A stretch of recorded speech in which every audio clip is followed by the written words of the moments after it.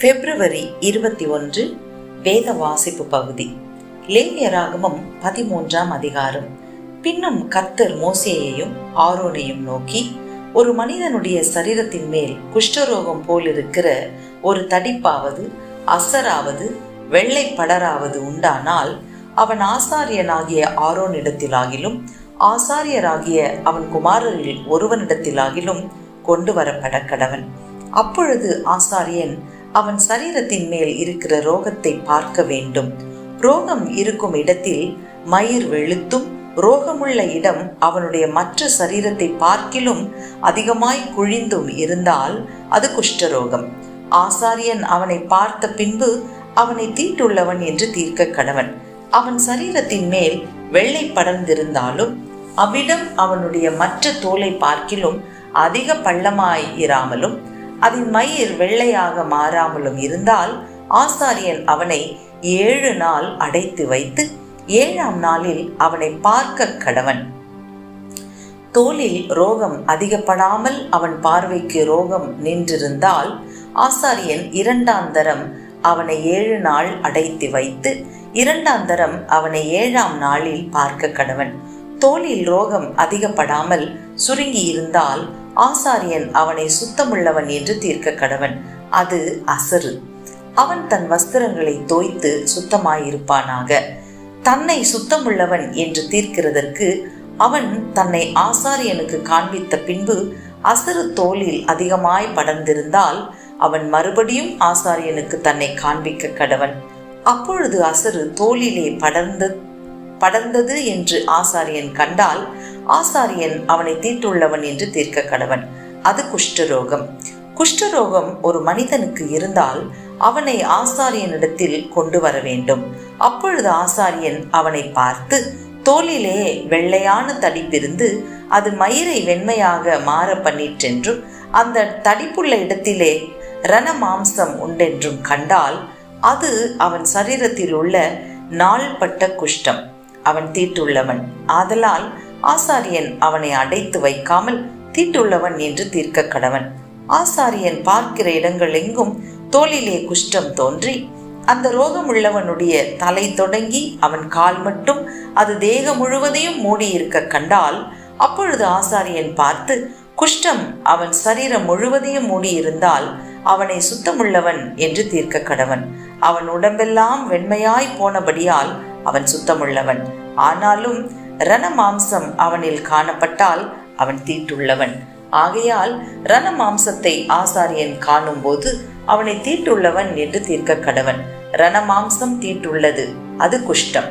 அல்லது ரண மாம்சம் மாறி வெண்மையானால் அவன் ஆசாரியனிடத்துக்கு வர வேண்டும். ஆசாரியன் அவனை பார்த்து ரோகமுள்ள இடம் வெண்மையாக மாறினதென்று கண்டால் ஆசாரியன் அவனை சுத்தமுள்ளவன் என்று தீர்க்க கடவன். அவன் சுத்தமுள்ளவன். சரீரத்தின் மேல் புண் உண்டாயிருந்து ஆறி போய் அவ்விடத்திலே ஒரு வெள்ளை தடிப்பாவது சிவப்பு கலந்த ஒரு வெள்ளை படராவது உண்டானால் அதை ஆசாரியனுக்கு காண்பிக்க வேண்டும். ஆசாரியன் அதை பார்த்து அவ்விடம் மற்ற தோலை பார்க்கிலும் குழிந்திருக்கவும் அதன் மயிர் வெள்ளையாக மாறியிருக்கவும் கண்டால் ஆசாரியன் அவனை தீட்டுள்ளவன் என்று தீர்க்க வேண்டும். அது புண்ணில் எழும்பின குஷ்டம்.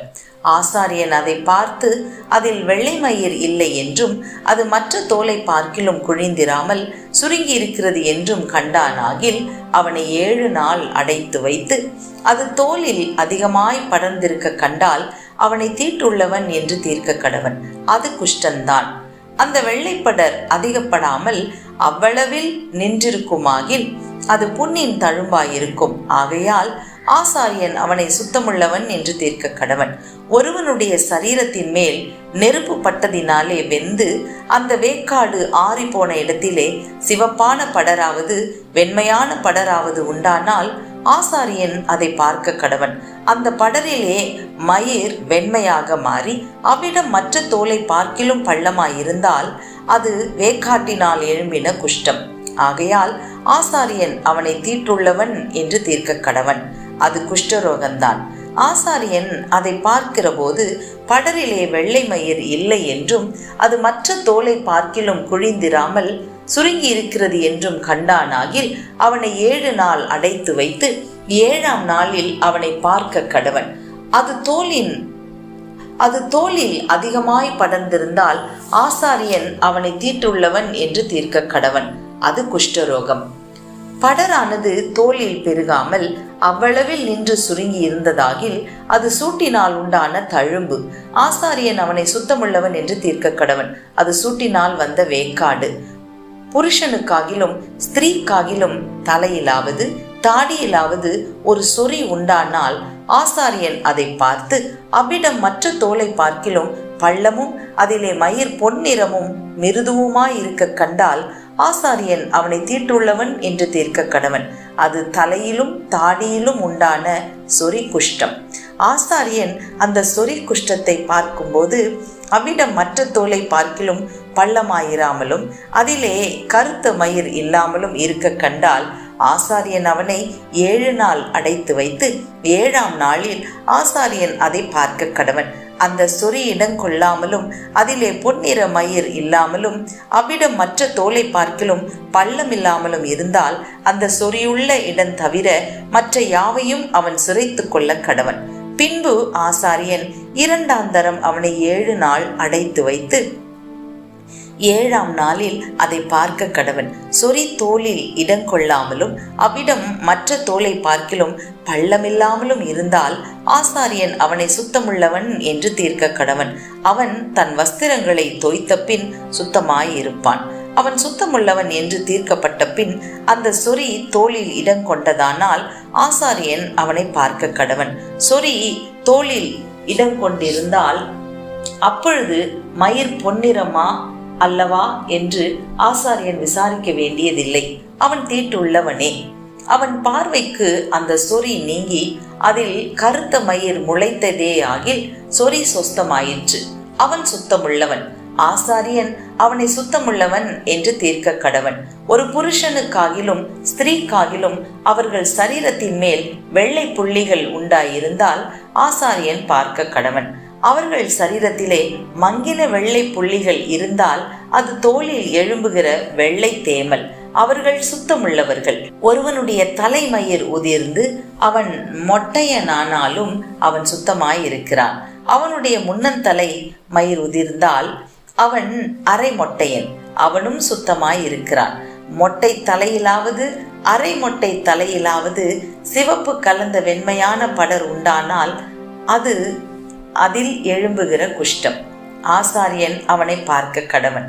அவனுடைய மொட்டை தலையிலாவது அரை மொட்டை தலையிலாவது மற்ற அங்கங்களின் மேல் உண்டாகும் குஷ்டத்தை போல சிவப்பு கலந்த வெண்மையான தடிப்பு இருக்க கண்டால் அவன் குஷ்டரோகி. அவன் தீட்டுள்ளவன். ஆசாரியன் அவனை தீட்டுள்ளவன் என்று தீர்க்க கடவன். அவன் வியாதி அவன் தலையிலே இருக்கிறது. அந்த வியாதி உண்டாயிருக்கிற குஷ்டரோகி வஸ்திரம் கிழிந்தவனாயும் தன் தலையை மூடாதவனாயும் இருந்து அவன் தன் தாடியை மூடிக்கொண்டு தீட்டு தீட்டு என்று சத்தமிட வேண்டும். அந்த வியாதி அவனில் இருக்கும் நாள் வரைக்கும் தீட்டுள்ளவனாக எண்ணப்பட கடவன். அவன் தீட்டுள்ளவனே. ஆகையால் அவன் தனியே குடியிருக்க வேண்டும். அவன் குடியிருப்பு பாளையத்துக்கு புறம்பே இருக்க கடவது. ஆட்டுமயிர் வஸ்திரத்திலாவது பஞ்சு நூல் வஸ்திரத்திலாவது பஞ்சு நூல் அல்லது ஆட்டுமயிரான பாவிலாவது ஊடையிலாவது ஒரு தோலிலாவது தோலினால் செய்த எந்தவித வஸ்துவிலாவது குஷ்டதோஷம் தோன்றி வஸ்திரத்திலாவது தோலிலாவது பாவிலாவது ஊடையிலாவது தோலினால் செய்த எந்தவித வஸ்துவிலாவது குஷ்டதோஷம் பச்சையாயாவது சிவப்பாயாவது காணப்பட்டால் அது குஷ்டமாயிருக்கும். அதை ஆசாரியனுக்கு காண்பிக்க வேண்டும். ஆசாரியன் அதை பார்த்து 7 நாள் அடைத்து வைத்து 7ஆம் நாளிலே அதை பார்க்க கடவன். வஸ்திரத்திலாவது பாவிலாவது ஊடையிலாவது தோலிலாவது தோலினால் செய்த எந்தவித வஸ்துவிலாவது அது அதிகப்பட்டிருந்தால் அது அரிக்கிற குஷ்டம். அது தீட்டாயிருக்கும். அந்த தோஷம் இருக்கிற ஆட்டு மயிரினாலும் பஞ்சு நூலினாலும் செய்த வஸ்திரத்தையும் பாவையும் ஊடையையும் தோலினால் செய்த எந்தவித வஸ்துவையும் சுட்டெரிக்க கடவன். அது அரிக்கிற குஷ்டம். ஆகையால் அக்கினியில் சுட்டெரிக்கப்பட வேண்டும். வஸ்திரத்தின் பாவிலாவது ஊடையிலாவது தோலினால் செய்த எந்தவித வஸ்துவிலாவது அந்த தோஷம் அதிகப்படவில்லை என்று ஆசாரியன் கண்டால் அப்பொழுது ஆசாரியன் அதை கழுவ சொல்லி 2ஆம் தரம் 7 நாள் அடைத்து வைத்து அது கழுவப்பட்ட பின்பு அதை பார்க்க கடவன். அப்பொழுது தோஷம் அதிகப்படாதிருந்தாலும் அது நிறம் மாறாததாய் இருந்தால் தீட்டாய் இருக்கும். அக்கினியில் அது சுட்டெரிக்க வேண்டும். அது அவ்வஸ்திரத்தின் உட்புறத்திலும் வெளிப்புறத்திலும் உருவ அரிக்கும்.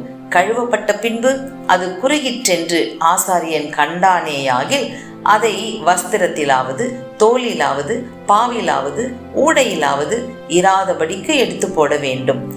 அது இன்னும் வஸ்திரத்திலாவது பாவிலாவது ஊடையிலாவது தோலினால் செய்த எந்தவித வஸ்துவிலாவது காணப்பட்டால் அது படருகிற தோஷம். ஆகையினால் அது உள்ளதை அக்கினியில் சுட்டெரிக்க வேண்டும். வஸ்திரத்தின் பாவாவது ஊடையாவது தோலினால் செய்த எந்தவித வஸ்துவாவது கழுவப்பட்ட பின்பு அந்த தோஷம் அதை விட்டு போயிற்றேயானால் 2ஆம் தரம் கழுவப்பட வேண்டும். அப்பொழுது சுத்தமாய் இருக்கும்.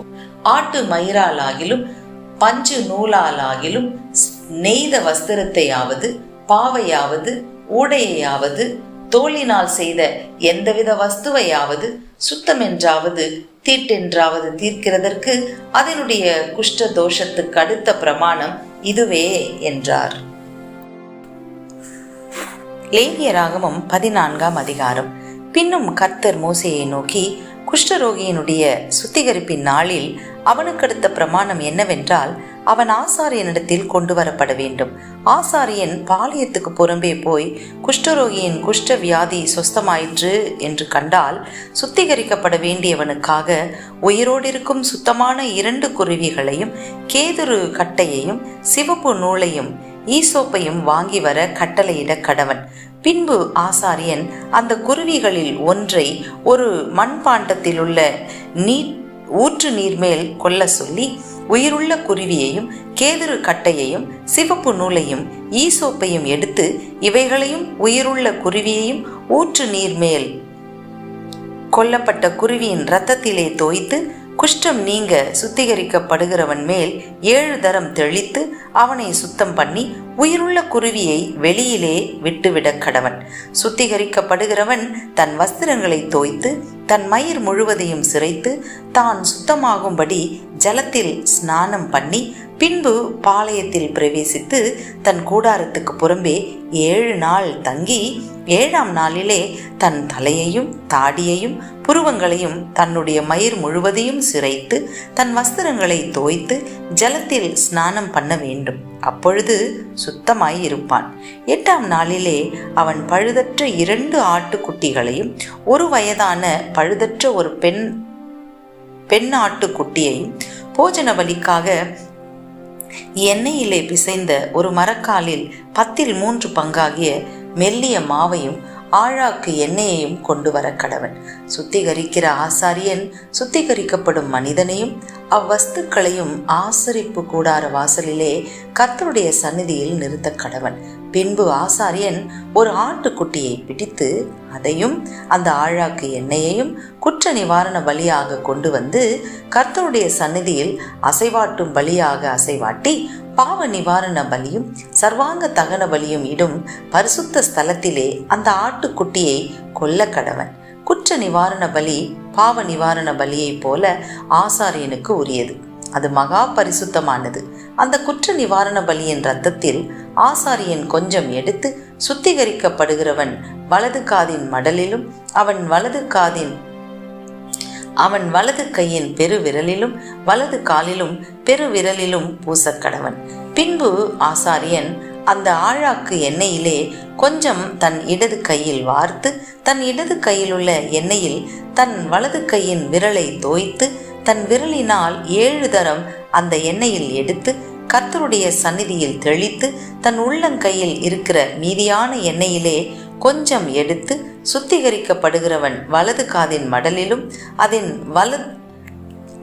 அவன் வலது கையின் பெருவிரலிலும் வலது காலின் பெருவிரலிலும் முந்தி பூசி இருக்கிற குற்ற நிவாரண பலியினுடைய இரத்தத்தின் மேல் பூசி தன் உள்ளங்கையில் இருக்கிற மீதியான எண்ணெயை சுத்திகரிக்கப்படுகிறவன் தலையிலே வார்த்து கர்த்தருடைய சந்நிதியில் அவனுக்காக பாவ நிவர்த்தி செய்ய கடவன். ஆசாரியன் பாவ நிவாரண பலியையும் செலுத்தி சுத்திகரிக்கப்படுகிறவனின் தீட்டு நீங்க அவனுக்கு பாவ நிவர்த்தி செய்து பின்பு சர்வாங்க தகன பலியை கொன்று சர்வாங்க தகன பலியையும் போஜன பலியையும் பலிபீடத்தின் மேல் வைத்து அவனுக்காக பாவ நிவர்த்தி செய்ய கடவன். அப்பொழுது அவன் சுத்தமாயிருப்பான். அவன் இம்மாத்திரம் செய்ய திராணியற்ற தரித்திரனாயிருந்தால் அவன் தன் பாவ நிவர்த்திக்கென்று அசைவாட்டும் குற்ற நிவாரண பலியாக ஒரு ஆட்டுக்குட்டியையும் போஜன பலிக்கு எண்ணெயில் பிசைந்த ஒரு மரக்கால் மெல்லிய மாவிலே 10 பங்கையும் ஆழாக்கு எண்ணெயையும் தன் திராணிக்கு தக்கபடி 2 காட்டு புறாக்களையாவது 2 புறா குஞ்சுகளையாவது ஒன்று பாவ நிவாரண பலியாகவும் மற்றொன்று சர்வாங்க தகன பலியாகவும் செலுத்தும்படி வாங்கி தான் சுத்திகரிக்கப்படும்படி 8ஆம் நாளில் ஆசரிப்பு கூடார வாசலிலே கர்த்தருடைய சந்நிதியில் ஆசாரியனிடத்துக்கு கொண்டு வருவானாக. அப்பொழுது ஆசாரியன் குற்ற நிவாரண பலிக்குரிய ஆட்டுக்குட்டியையும் அந்த ஆழாக்கு எண்ணெயையும் வாங்கி கர்த்தருடைய சந்நிதியில் அசைவாட்டும் போஜன பலியாக அசைவாட்டி குற்ற நிவாரண பலிக்கான அந்த ஆட்டுக்குட்டியை கொன்று குற்ற நிவாரண பலியின் இரத்தத்தில் கொஞ்சம் எடுத்து சுத்திகரிக்கப்படுகிறவன் வலது காதின் மடலிலும் அவன் வலது கையின் பெருவிரலிலும் வலது காலின் பெருவிரலிலும் பூசி அந்த எண்ணெயிலே கொஞ்சம் தன் இடது கையில் வார்த்து தன் இடது கையில் உள்ள எண்ணெயிலே தன் வலது விரலை தோய்த்து கர்த்தருடைய சந்நிதியில் 7 தரம் தெளித்து தன் உள்ளங்கையில் இருக்கிற எண்ணெயில் கொஞ்சம் எடுத்து சுத்திகரிக்கப்படுகிறவன் வலது காதின் மடலிலும் அவன் வலது கையின் பெருவிரலிலும் வலது காலின் பெருவிரலிலும் குற்ற நிவாரண பலியின் இரத்தம் பூசி இருக்கிற இடத்தின் மேல் பூசி தன் உள்ளங்கையில் இருக்கிற மற்ற எண்ணெயை சுத்திகரிக்கப்படுகிறவன் தலையின் மேல் அவனுக்காக கர்த்தருடைய சந்நிதியில் பாவ நிவர்த்தி செய்யும்படி தடவி பின்பு அவன் தன் திராணிக்கும் தகுதிக்கும் தக்கதாய் காட்டு புறாக்களையாவது புறா குஞ்சுகளையாவது கொண்டு வந்து அவைகளில் ஒன்றை பாவ நிவாரண பலியும் மற்றொன்றை சர்வாங்க தகன பலியுமாக்கி போஜன பலியோடே கூட செலுத்தி இப்படியே ஆசாரியன் சுத்திகரிக்கப்படுகிறவனுக்காக கர்த்தருடைய சந்நிதியில் பாவ நிவர்த்தி செய்ய கடவன். தன் சுத்திகரிப்புக்கு வேண்டியவைகளை சம்பாதிக்க கூடாத குஷ்டரோகியை குறித்த பிரமாணம் இதுவே என்றார். பின்னும் கர்த்தர் மோசேயையும் ஆரோனையும் நோக்கி, நான் உங்களுக்கு காணியாட்சியாக கொடுக்கும் கானான் தேசத்திலே நீங்கள் போய் சேர்ந்த பின்பு உங்கள் காணியாட்சியான தேசத்தில் ஒரு வீட்டிலே குஷ்ட தோஷத்தை நான் வர பண்ணினால் அந்த வீட்டிற்கு உடையவன் வந்து வீட்டிலே தோஷம் வந்திருக்கிறதாக தோன்றுகிறது என்று ஆசாரியனுக்கு அறிவிக்க கடவன். அப்பொழுது வீட்டில் உள்ள யாவும் தீட்டுப்படாதபடிக்கு ஆசாரியன் அந்த தோஷத்தை பார்க்க போகும் முன்னே வீட்டை ஒழித்து வைக்கும்படி சொல்லி பின்பு வீட்டை பார்க்கும்படி போய் அந்த தோஷம் இருக்கிற இடத்தை பார்க்க கடவன். அப்பொழுது வீட்டு சுவர்களிலே கொஞ்சம் பச்சையும் கொஞ்சம் சிவப்புமான குழி விழுந்திருந்து அவைகள் மற்ற சுவரை பார்க்கிலும் பள்ளமாயிருக்க கண்டால் ஆசாரியன் வீட்டை விட்டு புறப்பட்டு வாசற்படியிலே வந்து வீட்டை 7 நாள் அடைத்து வைத்து 7ஆம் நாளிலே திரும்ப போய் பார்த்து தோஷம் வீட்டு சுவர்களில் படர்ந்ததென்று கண்டால் தோஷம் இருக்கும் அவ்விடத்துக்கு கல்லுகளை பெயர்க்கவும் பட்டணத்துக்கு புறம்பே அசுத்தமான ஒரு இடத்திலே போடவும் அவன் கட்டளையிட்டு வீட்டை உள்ளே சுற்றிலும் செதுக்க சொல்லி செதுக்கி போட்ட மண்ணை பட்டணத்துக்கு புறம்பே அசுத்தமான ஒரு இடத்திலே கொட்டவும் வேறே கல்லுகளை எடுத்து வந்து அந்த கல்லுகளுக்கு பதிலாக கட்டி வேறே சாந்தை எடுத்து வீட்டை பூசவும் கட்டளையிடுவானாக. கல்லுகளை பெயர்த்து வீட்டை செதுக்கி நவமாய் பூசின பின்பும் அந்த தோஷம் திரும்ப வீட்டில் வந்ததானால் கல்லுகளை பெயர்த்து வீட்டை செதுக்கி நவமாய் பூசின பின்பும் அந்த தோஷம் திரும்ப வீட்டில் வந்ததானால் ஆசாரியன் போய் பார்க்க கடவன். தோஷம் வீட்டில் படர்ந்ததானால் அது வீட்டை அரிக்கிற குஷ்டம், அது தீட்டாயிருக்கும். ஆகையால் வீடு முழுவதையும் இடித்து அதன் கல்லுகளையும் மரங்களையும் அதன் சார்ந்து எல்லாவற்றையும் பட்டணத்துக்கு புறம்பே அசுத்தமான இடத்திலே கொண்டு போக வேண்டும். வீடு அடைக்கப்பட்டிருக்கும் நாட்களில் அதற்குள் பிரவேசிக்கிறவன் சாயங்காலம் மட்டும் தீட்டுப்பட்டிருப்பான். அந்த வீட்டிலே படுத்தவன் தன் வஸ்திரங்களை தோய்க்க கடவன். அந்த வீட்டிலே சாப்பிட்டவனும் தன் வஸ்திரங்களை தோய்க்க கடவன். ஆசாரியன் திரும்ப வந்து வீடு பூசப்பட்ட பின்பு வீட்டிலே அந்த தோஷம் படரவில்லை என்று கண்டானேயாகில் தோஷம் நிவிர்த்தி ஆனபடியால் ஆசாரியன் அந்த வீட்டை சுத்தம் என்று தீர்க்க கடவன். அப்பொழுது வீட்டிற்கு தோஷம் கழிக்க 2 குருவிகளையும் கேதுரு கட்டையையும் சிவப்பு நூலையும் ஈசோப்பையும் எடுத்து ஒரு குருவியை ஒரு மண் பாண்டத்தில் உள்ள ஊற்று நீரின் மேல் கொன்று கேதுரு கட்டையையும் ஈசோப்பையும் சிவப்பு நூலையும் உயிருள்ள குருவியையும் எடுத்து இவைகளை கொல்லப்பட்ட குருவியின் இரத்தத்திலும் ஊற்று நீரிலும் தோய்த்து வீட்டின் மேல் 7 தரம் தெளித்து குருவியின் இரத்தத்தினாலும் ஊற்று நீரினாலும் உயிருள்ள குருவியினாலும் கேதுரு கட்டையினாலும் ஈசோப்பினாலும் சிவப்பு நூலினாலும் வீட்டிற்கு தோஷம் கழித்து உயிருள்ள குருவியை பட்டணத்துக்கு புறம்பே வெளியிலே விட்டுவிட்டு இப்படி வீட்டிற்கு பிராயச்சித்தம் செய்ய கடவன். அப்பொழுது அது சுத்தமாயிருக்கும். இது சகலவித குஷ்டரோகத்துக்கும் சொரிக்கும், வஸ்திர குஷ்டத்துக்கும் வீட்டு குஷ்டத்துக்கும் தடிப்புக்கும் அசருக்கும் வெள்ளைப்படருக்கும் அடுத்த பிரமாணம். குஷ்டம் எப்பொழுது தீட்டுள்ளது என்றும் எப்பொழுது தீட்டில்லாதது என்றும் தெரிவிப்பதற்கு குஷ்டரோகத்துக்கு அடுத்த பிரமாணம் இதுவே என்றார். சங்கீதம் 52. பலவானே, பொல்லாப்பில் ஏன் பெருமை பாராட்டுகிறாய்? தேவனுடைய கிருபை எந்நாளும் உள்ளது. நீ கேடுகளை செய்ய எத்தனம் பண்ணுகிறாய். கபடு செய்யும் உன் நாவு தீட்டுப்பட்ட சவரகன் கத்தியை போல் இருக்கிறது. நன்மையை பார்க்கிலும் தீமையையும் யதார்த்தம் பேசுகிறதை பார்க்கிலும் பொய்யையும் விரும்புகிறாய். கபடமுள்ள நாவே, சங்கரிக்கும் சகல வார்த்தைகளையும் நீ விரும்புகிறாய். தேவன் உன்னை என்றென்றைக்கும் இராதபடி அழித்து போடுவார். அவர் உன்னை பிடித்து உன் வாசஸ்தலத்திலிருந்து பிடுங்கி நீ ஜீவனுள்ளோர் தேசத்தில் இராதபடிக்கு உன்னை நிர்மூலமாக்குவார். நீதிமான்கள் அதை கண்டு பயந்து அவனை பார்த்து நகைத்து, இதோ தேவனை தன் பலனாக எண்ணாமல் தன் செல்வ பெருக்கத்தை நம்பி தன் தீவனையில் பலத்து கொண்ட மனுஷன் இவன்தான் என்பார்கள். நானோ தேவனுடைய ஆலயத்தில் பச்சையான ஒலிவ மரத்தை போல் இருக்கிறேன். தேவனுடைய கிருபையை என்றென்றைக்கும் நம்பி இருக்கிறேன். நீரே இதை செய்தீர் என்று உம்மை என்றென்றைக்கும் துதித்து உமது நாமத்திற்கு காத்திருப்பேன். உம்முடைய பரிசுத்தவான்களுக்கு முன்பாக அது நலமாயிருக்கிறது. மத்தேயு 26ஆம் அதிகாரம் 36ஆம் வசனம் முதல் 75ஆம் வசனம் வரை. அப்பொழுது இயேசு அவர்களோடே கெத்செமனே எண்ணப்பட்ட இடத்திற்கு வந்து சீஷர்களை நோக்கி, நான் அங்கே போய் ஜெபம் பண்ணும் அளவும் நீங்கள் இங்கே உட்கார்ந்திருங்கள் என்று சொல்லி பேதுருவையும் செபதேவியின் குமாரன் இருவரையும் கூட்டிக் கொண்டு போய் துக்கமடையும் வியாகுலப்படவும் தொடங்கினார். அப்பொழுது அவர், என் ஆத்துமா மரணத்துக்கு ஏதுவான துக்கம் கொண்டிருக்கிறது.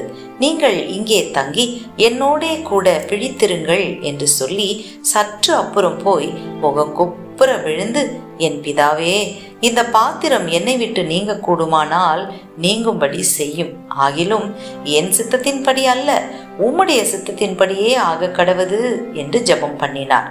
பின்பு அவர் சீஷர்களிடத்தில் வந்து அவர்கள் நித்திரை பண்ணுகிறதை கண்டு பேதுருவை நோக்கி, நீங்கள் 1 மணி நேரமாவது என்னோட கூட விழித்திருக்க கூடாதா? நீங்கள் சோதனைக்குட்படாதபடிக்கு விழித்திருந்து ஜெபம் பண்ணுங்கள். ஆவி உற்சாகம் உள்ளதுதான், மாம்சமோ பலவீனம் உள்ளது என்றார். அவர் மறுபடியும் 2ஆம் தரம் போய், என் பிதாவே, இந்த பாத்திரத்தில் நான் பானம் பண்ணினால் ஒழிய இது என்னை விட்டு நீங்க கூடாது. ஆகில் உம்முடைய சித்தத்தின்படி ஆக கடவது என்று ஜெபம் பண்ணினார். அவர் திரும்ப வந்தபோது அவர்கள் மறுபடியும் நித்திரை பண்ணுகிறதை கண்டார். அவர்களுடைய கண்கள் மிகுந்த நித்திரை மயக்கம் அடைந்திருந்தது. அவர் மறுபடியும் அவர்களை விட்டு போய் 3ஆம் தரமும் அந்த வார்த்தைகளையே சொல்லி ஜெபம் பண்ணினார். பின்பு அவர் தம்முடைய சீஷர்களிடத்தில் வந்து, இனி நித்திரை பண்ணி இளைப்பாருங்கள். இதோ மனுஷகுமாரன் பாவிகளுடைய கையில் ஒப்பு கொடுக்கப்படுகிற வேளை வந்தது. என்னை காட்டி கொடுக்கிறவன் இதோ வந்து விட்டான். எழுந்திருங்கள், போவோம் என்றார். அவர் இப்படி பேசுகையில் 12 ஒருவனாகிய யூதாஸ் வந்தான். அவனோட கூட பிரதான ஆசாரியரும் ஜனத்தின் மூப்பரும் அனுப்பின திரளான ஜனங்கள் பட்டயங்களையும் தடிகளையும் பிடித்து கொண்டு வந்தார்கள். அவரை காட்டி கொடுக்கிறவன், நான் எவனை முத்தம் செய்வேனோ அவன்தான், அவனை பிடித்துக் கொள்ளுங்கள் என்று அவர்களுக்கு அடையாளம் சொல்லி இருந்தான்.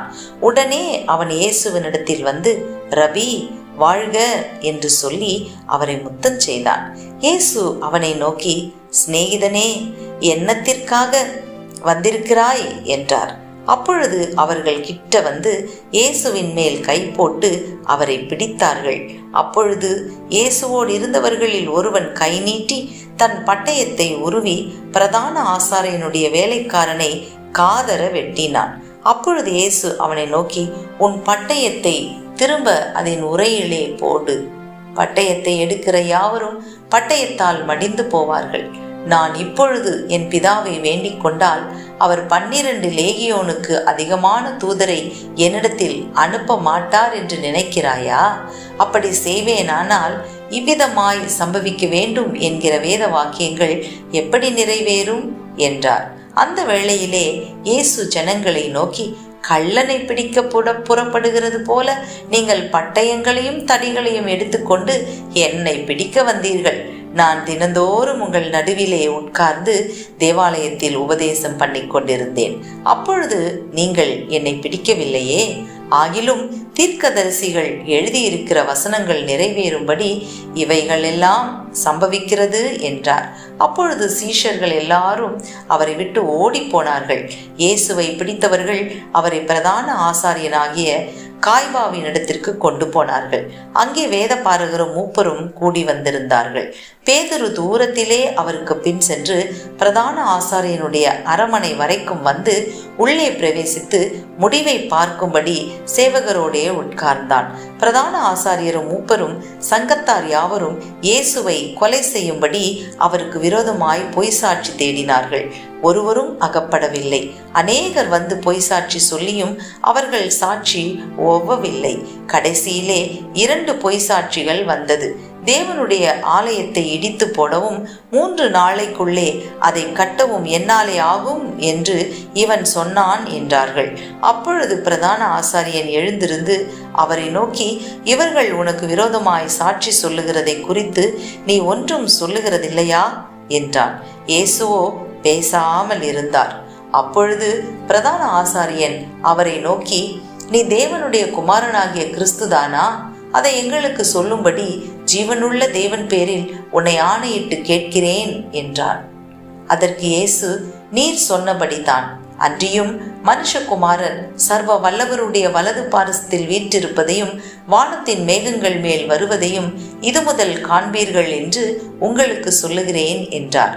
அப்பொழுது பிரதான ஆசாரியன் தன் வஸ்திரங்களை கிழித்து கொண்டு, இவன் தேவ தூஷணம் சொன்னான். இனி சாட்சிகள் நமக்கு வேண்டியதென்ன?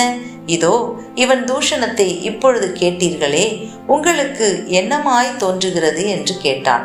அதற்கு அவர்கள், மரணத்துக்கு பாத்திரனாயிருக்கிறான் என்றார்கள். அப்பொழுது அவருடைய முகத்தில் துப்பி அவரை குட்டினார்கள். சிலர் அவரை கன்னத்தில் அறைந்து, கிறிஸ்துவே, உம்மை அடித்தவன் யார்? அதை ஞான திருஷ்டியினால் எங்களுக்கு சொல்லும் என்றார்கள். அத்தருணத்தில் பேதுரு வெளியே வந்து அரமனை முற்றத்தில் உட்கார்ந்திருந்தான். அப்பொழுது வேலைக்காரி ஒருத்தி அவனிடத்தில் வந்து, நீயும் கலிலேயனாகிய இயேசுவோடு கூட இருந்தாய் என்றாள். அதற்கு அவன், நீ சொல்லுகிறது எனக்கு தெரியாது என்று எல்லாருக்கும் முன்பாக மறுதளித்தான். அவன் வாசல் மண்டபத்திற்கு போன பொழுது வேறொருத்தி அவனை கண்டு, இவனும் நசரேயனாகிய இயேசுவோடு கூட இருந்தான் என்று அங்கே இருந்தவர்களுக்கு சொன்னாள். அவனோ, அந்த மனுஷனை நான் அறியேன் என்று ஆணையிட்டு மறுபடியும் மறுதளித்தான். சற்று நேரத்துக்கு பின்பு அங்கே நின்றவர்கள் பேதுருவினிடத்தில் வந்து, மெய்யாகவே நீயும் அவர்களில் ஒருவன், உன் பேச்சு உன்னை வெளிப்படுத்துகிறது என்றார்கள். அப்பொழுது அவன் அந்த மனுஷனை அறியேன் என்று சொல்லி சபிக்கவும் சத்தியம் பண்ணவும் தொடங்கினான். உடனே சேவல் கூவிற்று. அப்பொழுது பேதுரு சேவல் கூவுகிறதற்கு முன்னே, நீ என்னை 3 தரம் மறுதலிப்பாய் என்று இயேசு தன்னிடத்தில் சொன்ன வசனத்தை நினைத்து கொண்டு வெளியே போய் மனங்கசந்து அழுதான்.